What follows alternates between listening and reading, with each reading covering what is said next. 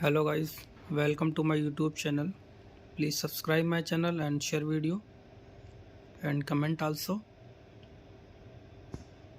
तो आज का जो टॉपिक है वो आपको मैं बता रहा हूँ कि मिल रोलर की स्पीड कैसे निकालते हैं और उसकी सरफेस स्पीड कैसे निकालते हैं और कैसे रिडक्शन होता है, क्या क्या अरेंजमेंट होता है। तो देखिए ये फिगर आपको कुछ समझ में नहीं आ रहा होगा, लेकिन इसकी लाइव वीडियो मैं आपको दिखाऊंगा अभी।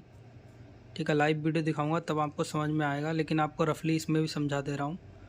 देखिए एक मोटर लगा हुआ है। मोटर आपके यहाँ डीसी है या एसी है वो आप देख लीजिए। एसी ड्राइव है कि डीसी ड्राइव है। ठीक है, ये मोटर लगा हुआ। मोटर के बाद में एक एफएमजी लगा होता है। एक गियर बॉक्स है जिसमें एक यहाँ पे प्लेट लगी होगी। प्लेट पे रेशियो लगा होगा। गियर बॉक्स का रेशियो का मतलब कि कितना इनपुट दे रहे हैं और कितनी स्टेज मतलब कितना रिडक्शन दे रहा है। मतलब 10:1 का है कि कहने का मतलब है कि 10 का हमें रिडक्शन दे रहा है। अगर हम यहाँ पे 1000 आरपीएम दे रहे हैं तो 10 से डिवाइड कर दो तो 100 आरपीएम हमें यहाँ पे मिल रहे हैं। ठीक है, तो पहला रिडक्शन ये हो गया। उसके बाद में इससे एक पिनियन कनेक्ट होगी। ये ट्रांसमिशन गियर है, बहुत बड़े बड़े होते हैं, जो बहुत बड़े बड़े ये ट्रांसमिशन गियर होते हैं। तो इस वाली शाफ्ट से एक पिनियन कनेक्ट होगी और फिर एक गियर कनेक्ट होगा। गियर बड़ा होता है। ठीक है, फिर इस शाफ्ट से गियर से एक पिनियन कनेक्ट होगी। तो देखिए एक रिडक्शन ये वाला पिनियन इस गियर को दे रहा है। फिर इस शाफ्ट में जो रिडक्शन होगा, जो इसका स्पीड होगी, इस वाली गियर की स्पीड होगी, वही इस यहाँ पे इस शाफ्ट में एक पिनियन, दूसरा पिनियन कनेक्ट है। इसी पिनियन की स्पीड वही रहेगी। तो जिस स्पीड से ये घूमेगा उसी स्पीड से पिनियन घूमेगा। पिनियन के बाद में एक गियर हमने और रिडक्शन दे दिया। ठीक है,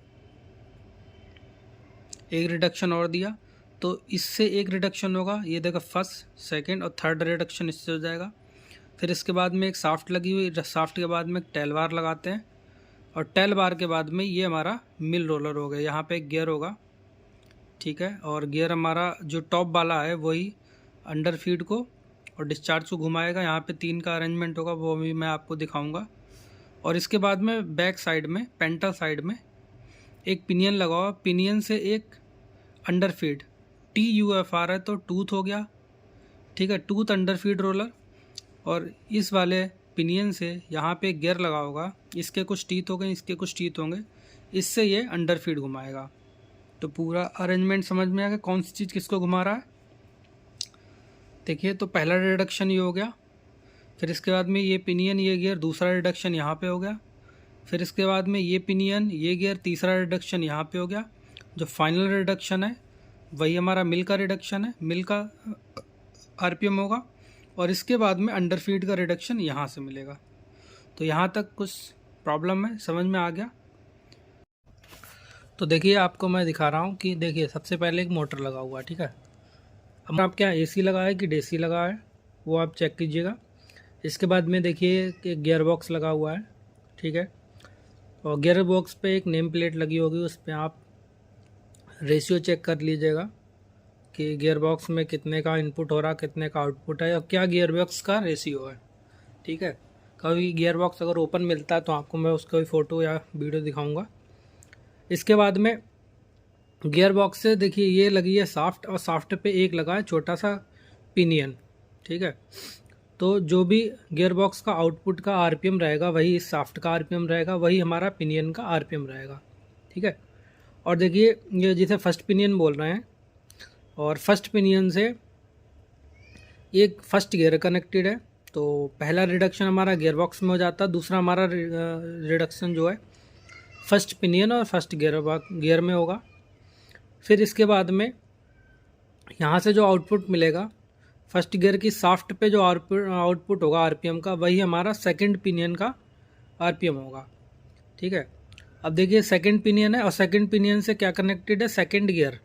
ठीक है, तो इस पिनियन पे कुछ टीथ होंगे और उस गियर पे कुछ टीथ होंगे।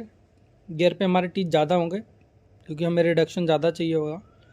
और जो सेकंड गियर की जो शाफ्ट है वो डायरेक्ट कनेक्टेड है हमारी कपलिंग से। टेल बार कपलिंग हो सकती है या फिर आपकी रोप कपलिंग हो सकती है, और वो कपलिंग से सीधे जो हमारा कनेक्टेड है गियर। ठीक है, देखिए मोटर फिर गियर बॉक्स, ये पहला रिडक्शन और ये सेकंड रिडक्शन।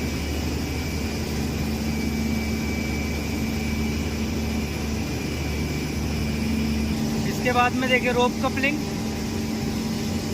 कहीं कहीं टाइल बार भी होती है। रोप कपलिंग के बाद में ये गियर लगा हुआ है और जो टॉप पे गियर लगा हुआ है, पिनियन बोल दीजिए, टॉप का जो पिनियन है वो डिस्चार्ज और फीट को घुमा रहा है।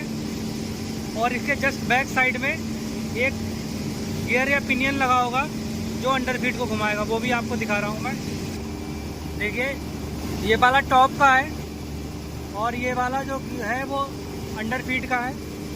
तो टॉप वाला जो अंडर फीट को घुमा रहा है ये अंडर फीट है, ठीक है। TOFR अंडर फीट है। तो इसके दांत थोड़े से कम होंगे, उसके दांत थोड़े ज़्यादा होंगे। और देखिए ये टैल बार कपलिंग है, वहाँ पे रोप थी, यहाँ पे टैल बार कपलिंग है। और टैल बार कपलिंग जो टॉप पे लगी हुई है, यहाँ भी सेम ही अरेंजमेंट है। यहाँ का अंडर फीट दिखाता हूँ कैसे रोटेट कर रहा है। देखिए यहाँ पे ये वाला टॉप है और ये अंडर फीट है। तो टॉप है जो अंडर फीट को रोटेट करा रहा है, अंडर फीट आपको दिखा रहा है TOFR है।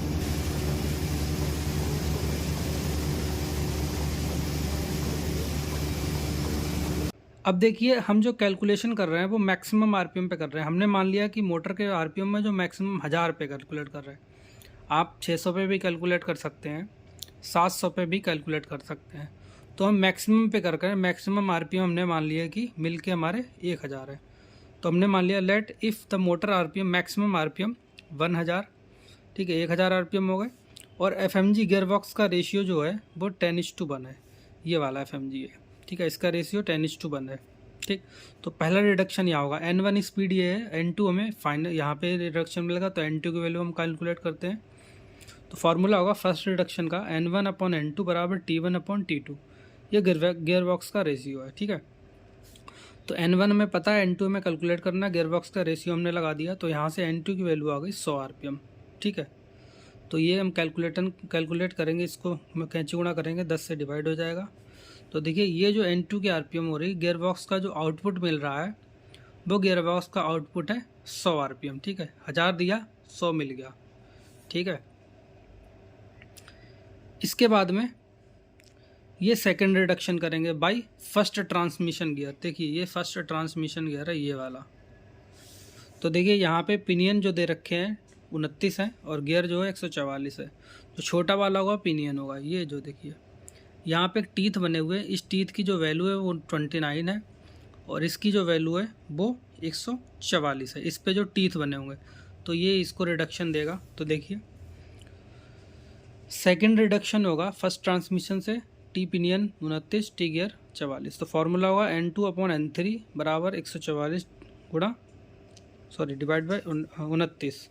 तो यहाँ से N जो हमारी N3 की वैल्यू आ जाएगी, इससे कैंची गुणा कर देंगे, 100 × 29 डिवाइड बाई 144। तो N3 की वैल्यू आ जाएगी 20 आरपीएम आ जाएगी, 20 पॉइंट समथिंग आएगी। हमने इसे 20 आरपीएम ले लिया। ये मैक्सिमम पे कैलकुलेट कर रहे हैं, ठीक है। तो देखिए जो N3 हमारा आ जाएगा, मतलब ये जो N3 आ गया, मतलब इसने इसको कम कर दिया। यहाँ पे 100 था, इसने 20 कर दिया, ठीक है। ये जो वाले साफ्ट की जो आरपीएम हो गए वो 20 आरपीएम हो गए। जब ये वाला साफ्ट 20 आरपीएम पे घूम रहा है तो ये पिनियन भी 20 आरपीएम पे घूमेगा। अब 20 आरपीएम फिर रिडक्शन देगा इसको, ठीक है। थर्ड हमारा रिडक्शन होगा। तो रिडक्शन हमारे हो गए। अब तीसरा रिडक्शन देखिए। अब देखिए third reduction by second transmission. दूसरा ट्रांसमिशन गियर लगा हुआ बड़ा वाला, तो उसके पिनियन 48 है और गियर पे टीथ है 144। तो सेम फार्मूला होगा N3/N4 बराबर TG2/TP2, ठीक है। तो 20 डिवाइडेड बाई N4, मतलब ये आपका N4 निकालना है। और देखिए जो रिडक्शन साफ्ट के होते हैं, ये साफ्ट का रिडक्शन है और उसी पे पिनियन लगा तो उससे मल्टीप्लाई कर देंगे टीथ के। तो गुणा 48 डिवाइड बाई 152 करेंगे। तो यहाँ से जो N4 की वैल्यू आ जाएगी वो 6.31 आरपीएम आ गई मैक्सिमम, क्योंकि हमने 1000 आरपीएम मैक्सिमम लिया था। तो N4 ये हमारी मिल के आरपीएम आ गए। फाइनल हमारे मिल के आरपीएम क्या आ गए, ये 6.31। लेकिन आप अगर कम से कैलकुलेट करेंगे, कम आरपीएम लेंगे, तो यहाँ पर जो वैल्यू आएगी वो कम आएगी। इतने आरपीएम तो चलाते नहीं है, लेकिन ये मैक्सिमम आरपीएम है, ठीक है। आरपीएम जो चलाते हैं वो 3, 3.5, 4, 4.5 तक ले जाते हैं। तो आप अगर स्पीड कम कर देंगे तो आपके 4.5 और 3.5 के आसपास आ जाएंगे, ठीक है। समझ में आ गया? ये हमारे मैक्सिमम आरपीएम इतने हमने मैक्सिमम आरपीएम पे निकाल लिया, ठीक है। तो देखिए N2 हमारा ये आ गया, इससे रिडक्शन हुआ, फिर इससे रिडक्शन ये हुआ, इसने रिडक्शन मिल को दे दिया, ठीक है। ये हमारे फाइनल इस मिल के आरपीएम हो गए। तो देखिए जो मिल जिस स्पीड से ये मिल घूमेगा उसी स्पीड पे इसका जो पिनियन लगा हुआ ये घूमेगा। अब इसको ये, ठीक है, ये इसको रिडक्शन देगा या इंक्रीज करेगा। यूएफआर जो होती है स्पीड हमारी इंक्रीज होती है तो वो टीथ पे डिपेंड करती है, ठीक है।